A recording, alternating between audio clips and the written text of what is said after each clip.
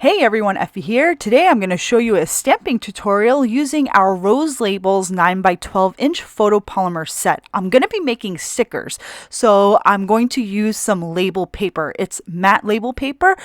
They come in packs of 100, and I got the 8.5 by 11" sheet. So I'm just going to take the grouped layering coordinating die, and I'm going to place it onto my label paper and just measure it so that the panel that I use is large enough to accommodate the stamped image. And I'm just going to use my guillotine trimmer to stamp out my label paper panel.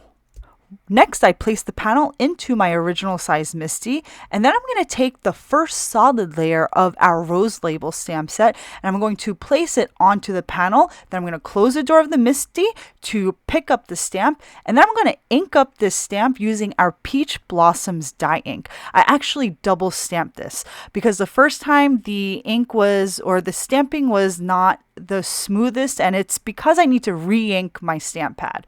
So I'm going to do that probably in the future. So I stamped it a second time. I didn't show it on camera, but here I'm going to now stamp the second layer of our florals. And all you need to do is line up those squares for accurate alignment. And I'm stamping the second layer using our Coralline Hybrid ink.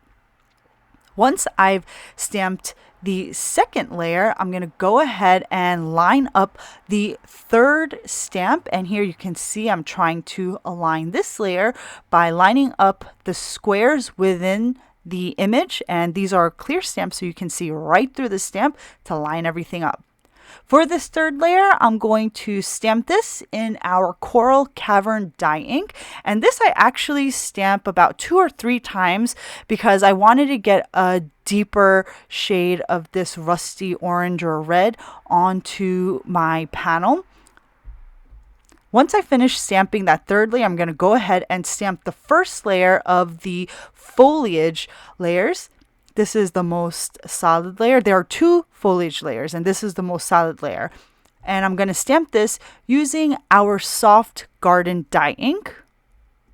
Next, I'll take the second foliage layer and just line it up with the upper squares. You can see those 2 dark orange or red squares. You can see right through the stamp, so it's very easy to stamp the second layer, which I will do using our Bright Fern dye ink. Once this layer is complete, my stamping for our rose labels is complete. How beautiful is this? And I was in the mood to stamp some orange roses because my design team member Anna just created one beautiful orange rose labels card the other day. So I wanted to create some orange Rose Label stickers. So here is the grouped coordinating die again. I'm just going to place it over the stamped image and tape it down onto the panel using some Thermoweb purple tape.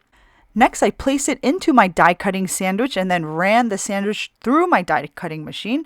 Here, I'm just going to carefully peel up that purple tape and pop out all of the die cut pieces. And I just love when these foliage pieces have those negative cuts inside because it's just really pretty and really cool. So for these 2 loose florals in the set, I included 2 stem stamps that you stamp after you die cut so that you have accurate placement of those stems. So here's a close-up look of the actual florals, and I'm just going to peel back one of the protective papers for this to show you that this is now a sticker, and it's so cool. You can use them in your scrapbooking projects, card making projects, and your planner projects. And here are some of the cards created by our team members. This is the card I was telling you about, made by Anna, and then some additional cards by our very talented team members. So that is all for today. I hope you guys enjoyed today's video. Thanks for watching, guys. I'll see you next time.